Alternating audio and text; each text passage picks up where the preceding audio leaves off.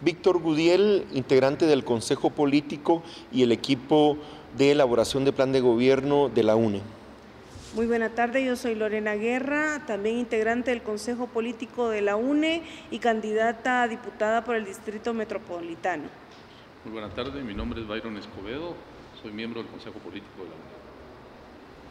Bueno, hoy presentamos ante el pueblo de Huehuetenango el Plan de Gobierno del Rescate Nacional 2016-2020 de la Unidad Nacional de la Esperanza, encabezado por nuestra candidata presidencial Sandra Torres.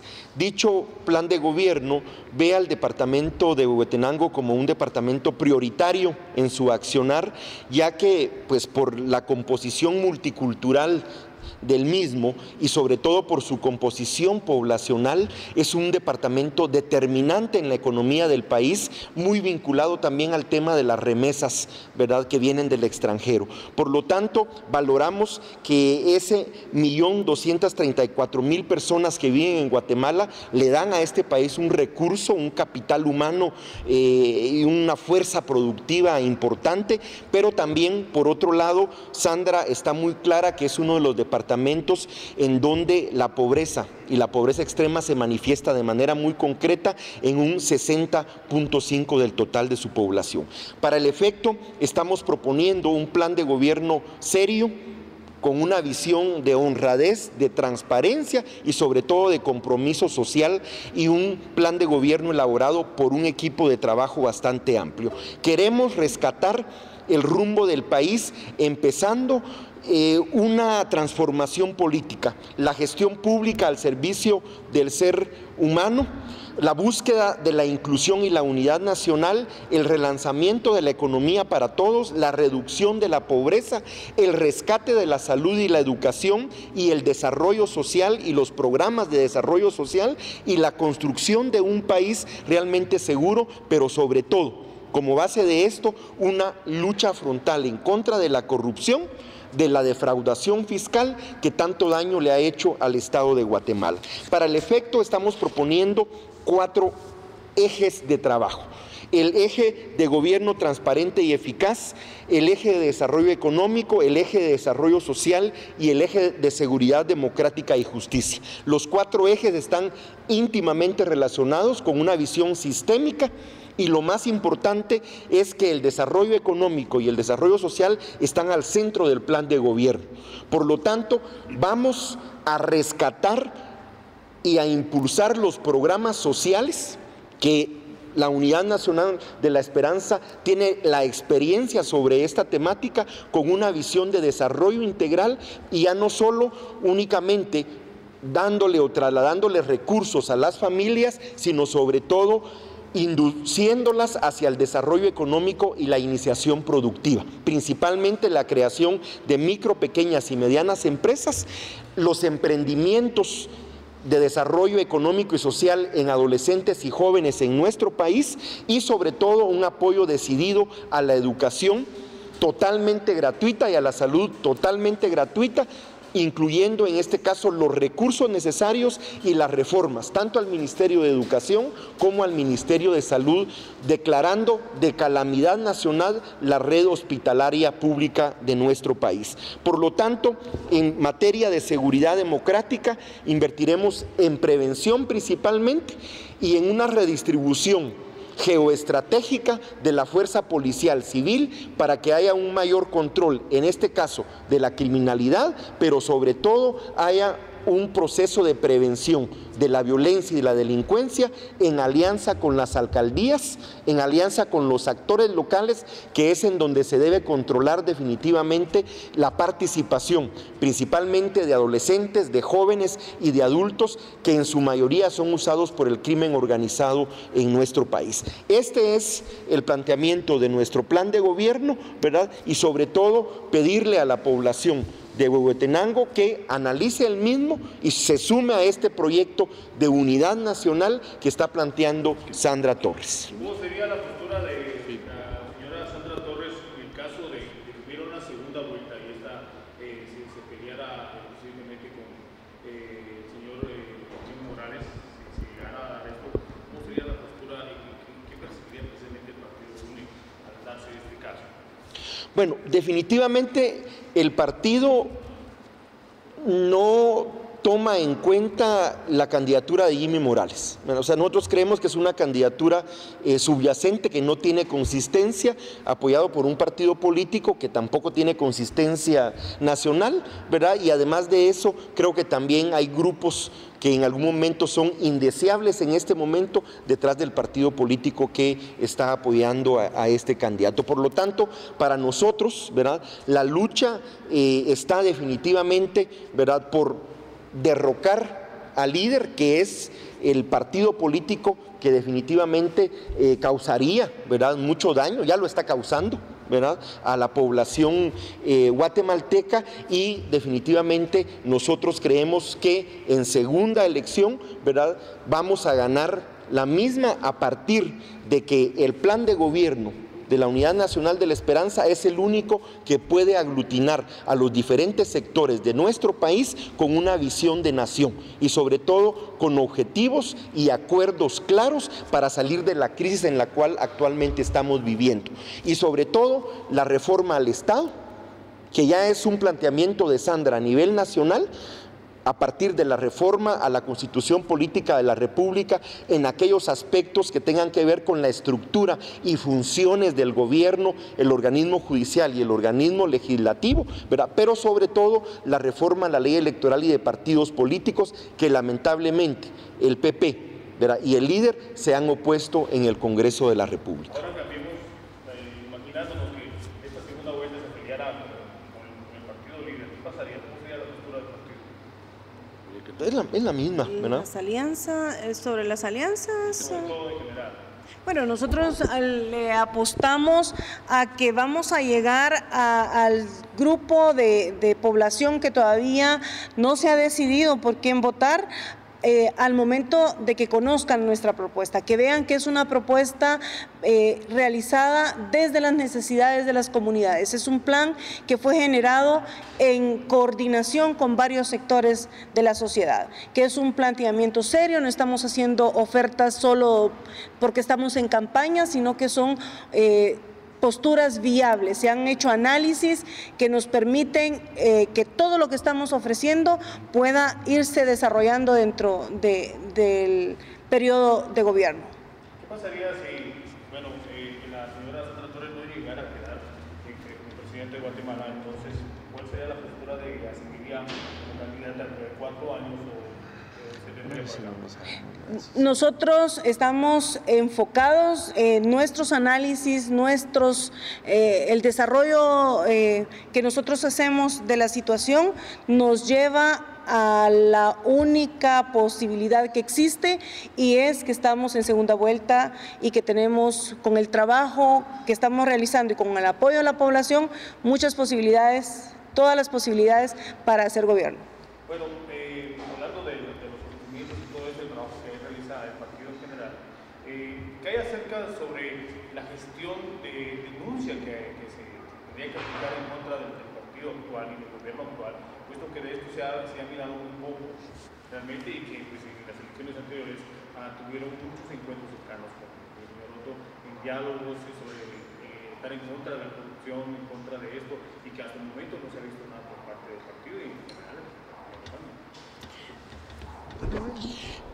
No, definitivamente la UNE ha tenido una posición clara y ha denunciado y ha apoyado todas las propuestas ciudadanas. No nos corresponde a nosotros, si llegamos al gobierno de la República, iniciar esa persecución. Serán otros órganos, claro, tendría que hacerse las denuncias, pero es el organismo judicial quien aplica la ley en Guatemala de conformidad con la Constitución. Tendrá que ser el Ministerio Público y el organismo judicial los que tienen que ser encargados, más el tema de la CICIG, que ya todos sabemos que está avanzando. Las investigaciones tienen que ir por esa línea y tenemos que ser respetuosos de los tribunales de justicia, del Ministerio Público, la misma investigación que está haciendo la CICIG. Lo que tendríamos que es aportar a través del mismo organismo ejecutivo la serie de cosas que se vayan a encontrar, o de los ilícitos que se vayan a encontrar a partir del 14 de enero del próximo año. Bueno, y al respecto sobre el documento de elecciones, hablemos del tema de los observadores electorales por parte del partido. ¿Tienen ustedes conocimiento de cuántos observadores por parte de la UNE van a tener a nivel nacional? Sí, definitivamente la Unidad Nacional de la Esperanza es una estructura nacional, ¿verdad? Hay candidaturas prácticamente en 331 municipios, ¿verdad? Y por lo tanto vamos a contar, ¿verdad?, con la cantidad necesaria para cubrir todos los centros de votación y las mesas correspondientes de votación, ¿verdad?, con los fiscales del partido para que puedan desarrollar su trabajo de ver que las elecciones se lleven a cabo, ¿verdad?, con la transparencia necesaria, que no se vaya a presentar ninguna situación que dañe el proceso electoral como tal, y obviamente, pues bueno, ¿verdad?, todos nuestros fiscales están ya organizados y capacitados para defender el voto, ¿verdad?, de la Unidad Nacional de la Esperanza en este proceso electoral. Nosotros esperamos que la población analice en este caso sobre todo que las elecciones tienen que llevarse a cabo, ¿verdad?, dentro de un marco democrático, ¿verdad?, evitar al máximo la conflictividad que se pueda presentar en el marco de las mismas elecciones, velar porque las mismas sean transparentes y no haya ningún tipo de fraude o situación que dañe el proceso electoral, ¿verdad?, y que por lo tanto el resultado de la misma, ¿verdad?, sea confiable tanto para el pueblo de Guatemala como a nivel internacional, sobre todo para recuperar, ¿verdad?, en este caso la confianza en muchos países que son colaboradores de Guatemala y que ahora están cuestionando esa colaboración debido a los niveles de corrupción y de ingobernabilidad que hay en el país. Bueno, y al respecto del spot de televisión que ha sacado en las redes sociales de la señora Sandra, invitando al candidato Manuel Valdizón para que pueda dar la cara y se con ella. Al respecto de esto, ¿el señor Valdizón ha dado alguna respuesta a esto o ha habido algún encuentro o algo por el estilo en cuanto a respuesta? Bueno, hasta el momento la decisión de Sandra de hacer un llamado al debate a Valdizón, pues es público, ha girado a nivel nacional y obviamente Sandra lo hace con la determinación de que tenemos un plan de gobierno serio, ¿verdad? Hay una propuesta seria para gobernar este país y por lo tanto el reto que se ha lanzado a nivel público. Nuestro análisis es que, bueno, esperamos que atienda el llamado que se está realizando. Estamos a 3 semanas de la elección como tal y que se pueda dar el debate, ¿verdad?, sobre el planteamiento que tenemos, ¿verdad?, en este caso por parte de la UNE en relación a construir un nuevo país a partir de esta crisis que nos genera una potencialidad. Esta crisis no debemos de verla como un obstáculo. En todo caso tenemos que convertirla, ¿verdad?, en análisis, discusión, debate, diálogo, búsqueda de acuerdos, ¿verdad?, propuestas para que logremos realmente tener un gobierno de unidad nacional durante los próximos 4 años. Bueno, quisiera que me hablaran literalmente y exactamente para Bogotá por parte del Partido UNE y llegar al gobierno, ¿qué proyectos hay que se puedan evidenciar ya de momento en los primeros meses para el departamento bogotano? ¿Tienen ustedes algo que aplicar o aportar? Bueno, quizás lo más importante es que tenemos que partir de un diagnóstico, ¿verdad? Lamentablemente el censo que tenemos, ¿verdad?, es un censo del año 2002.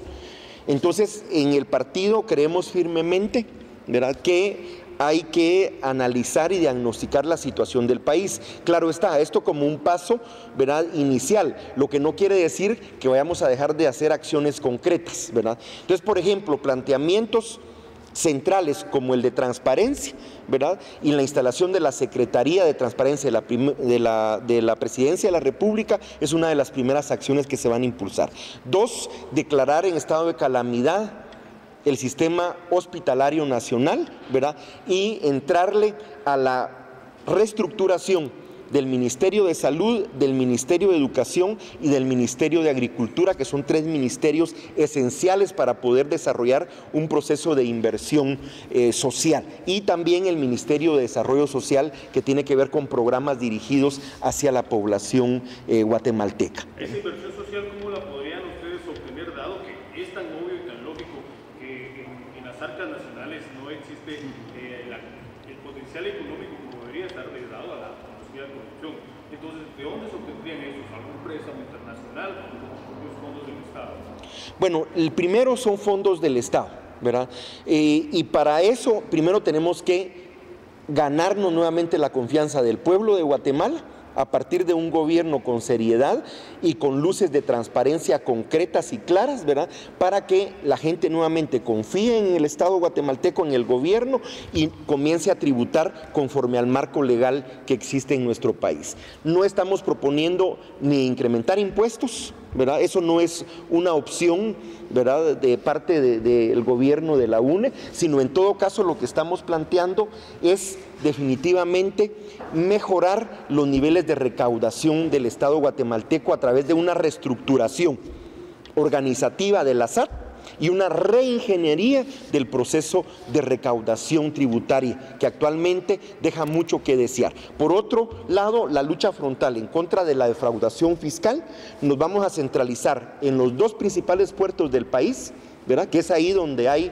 definitivamente una defraudación fiscal enorme, ¿verdad?, de casi 20,000 millones de quetzales, ¿verdad?, y en las aduanas correspondientes, así como en las esferas del Estado guatemalteco. Y el otro tema es el tema de la austeridad, principalmente en el gasto administrativo, ¿verdad?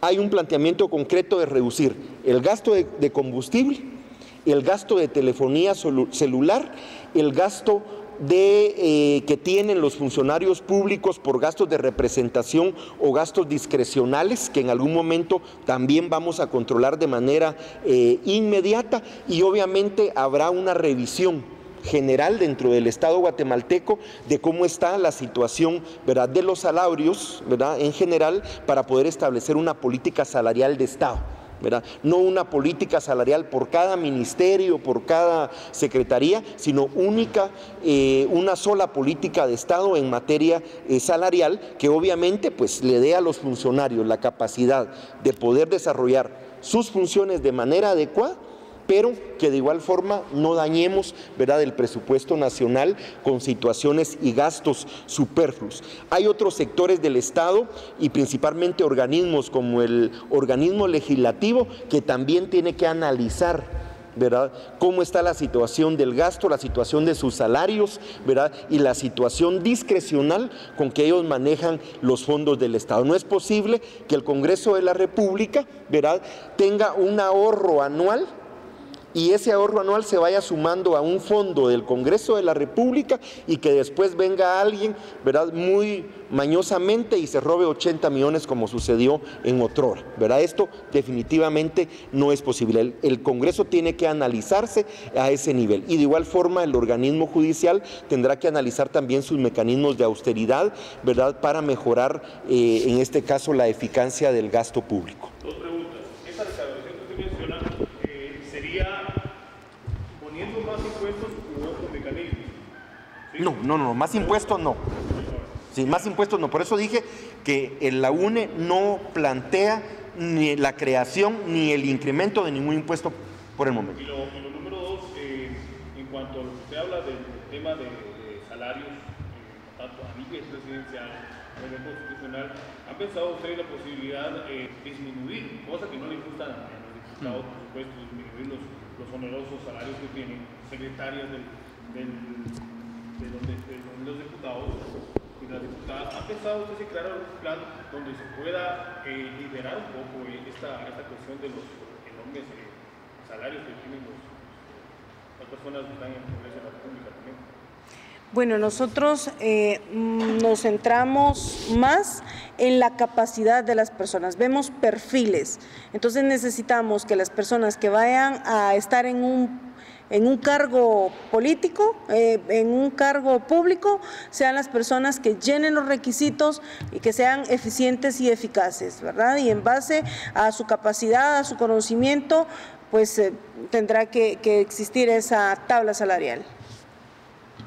Sí, ahí habrá un análisis, ¿verdad?, lo que decíamos, o sea, sí hay un planteamiento serio de analizar el gasto público, principalmente de la parte administrativa, ¿verdad?, y ese análisis pues, tendrá que hacerse a partir de ver cómo está la estructura actual del Estado, ¿verdad?, y del gobierno, cómo nos la va a dejar también, ¿verdad?, el gobierno del Partido Patriota, que a todas luces pues nos va a dejar mal tanto en materia de finanzas como en la situación que generó de contrataciones, ¿verdad?, fantasmas en los diferentes ministerios, ¿verdad?, y el pago de gastos, ¿verdad?, onerosos, principalmente de gastos discrecionales de los funcionarios públicos, donde encontramos, ¿verdad?, pagos, por ejemplo, en la vicepresidencia, ¿verdad?, de fiestas, de convivios, ¿verdad?, de situaciones que finalmente, ¿verdad?, utilizaban el recurso que podría servir para fortalecer la educación y la salud en Guatemala, ¿verdad?, en intereses muy particulares. O, por ejemplo, vamos a analizar el Ministerio de Cultura y Deportes, en donde un grupo de diputados se instaló en este ministerio, ¿verdad?, y puso todos los programas de cultura y de arte, ¿verdad?, a su favor para desarrollar procesos de campaña, contratando a un grupo musical nacional, ¿verdad?, que ya todos lo conocemos, ¿verdad?, y que finalmente se le estaba pagando 1,5 millones, ¿verdad?, por desarrollar actividades. Todo esto hay que revisarlo y vamos a ir ministerio por ministerio, secretaría por secretaría, haciendo la limpieza correspondiente de estos gastos que le hicieron daño al país, ¿verdad?, y generar realmente un gasto, sobre todo con un perfil, diría yo, austero, ¿verdad?, y consciente. Eso sobre todo, conciencia y voluntad política. En ese tema, que es un tema muy sensible, que la ciudadanía en este momento lo está viendo, porque tiene que ver con la gobernabilidad. No es posible que los funcionarios tengan demasiadas prerrogativas con un país pobre. Tenemos que crear la mística, y nosotros lo tenemos muy claro en el Plan Nacional de la UNE. Primero, que es nuestro deber como funcionarios no es irnos a enriquecer al pueblo, al gobierno. Lo decía Mujica muy claramente. El que quiera ser rico, que se vuelva empresario. Aquí es un honor el ser funcionario en este país, en un momento de extrema pobreza, de crisis de gobernabilidad. Nosotros ya pasamos por el Estado. Lorena fue viceministra de Gobernación, mi compañero Víctor Hugo Odiel ha tenido varias funciones a nivel nacional, fue secretario de la EBU, y yo tuve la honra de ser el embajador de Guatemala en Japón.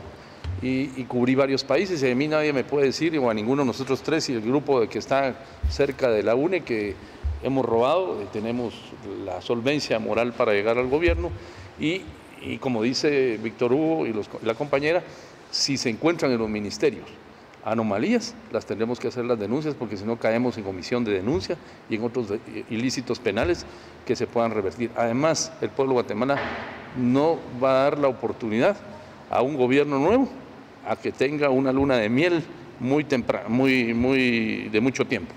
Va a pedir resultados muy rápidamente y nosotros estamos conscientes que esa es la tarea más difícil, llegar, trabajar con lo que se tenga, enfocarlo a los programas sociales, y lo que vemos es que Mario Leal, que es el que va a ver la parte económica, más Sandra, que complementa el desarrollo social, estamos institucionalizando todos estos programas en beneficio. La idea es que no sean 4 años, sino que de aquí en adelante se debata esos programas y sean permanentes para Guatemala. Una pregunta que quizá yo debería hacerla personalmente a la señora Sandra, pero por ausencia se lo voy a hacer a ustedes y tienen el conocimiento de lo que voy a preguntar. A ella como candidata mujer presidencial, ¿le afecta mucho esto, el hecho de lanzarse como candidata, dado a lo que ha pasado en este gobierno con Valdetti, sobre todo el tema de credibilidad de la sociedad? Entra en duda a raíz del problema de corrupción condecorada a Valdetti, de que una mujer quizá no pueda hacer las palabras de la sociedad. Entonces, no sé si ustedes tienen ese conocimiento, si a ella le ha afectado de alguna manera para desarrollarse como una candidata. No, al contrario.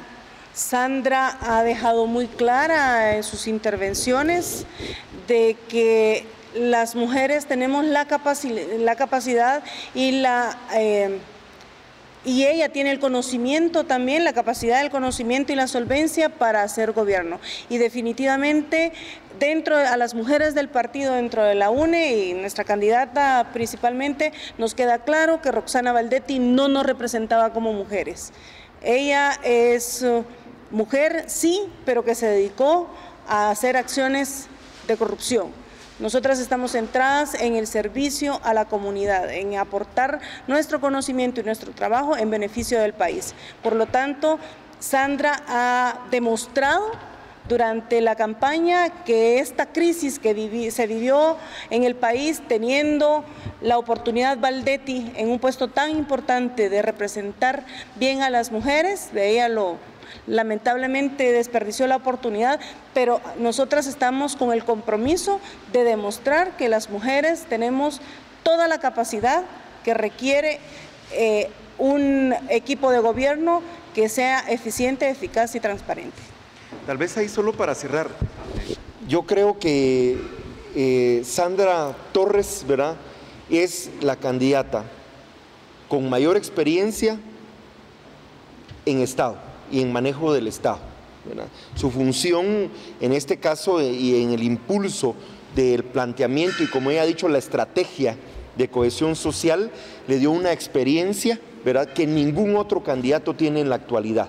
Además de eso, es una mujer preparada, una mujer que tiene una visión integral. El resultado es un plan de gobierno, ¿verdad?, que además de eso tiene el aporte de un equipo de trabajo. Hay un equipo de trabajo, esto fue trabajado con aproximadamente 1000 profesionales y dirigentes sociales y políticos en todo el país. Por lo tanto, la candidata con mayor preparación y mayor capacidad para conducir y dirigir el Estado, ¿verdad?, es definitivamente Sandra Torres. Ella ha dicho algo muy importante en las reuniones que ha tenido con sus diferentes equipos. Dice, yo voy a dirigir el gobierno de Guatemala, pero quienes lo van a administrar son los equipos de trabajo que estamos conformando y que están desarrollando el plan de gobierno como tal. Y en ese sentido, nosotros le tomamos la palabra y decimos, en efecto, ella nos va a dirigir, ¿verdad?, y va a dirigir a todos los equipos que en su momento se desarrollen dentro de los diferentes ministerios, secretarías e instituciones del Estado guatemalteco, bajo la conducción de una mujer que realmente, podríamos decir, es una mujer de Estado, una mujer que tiene capacidad para gobernar.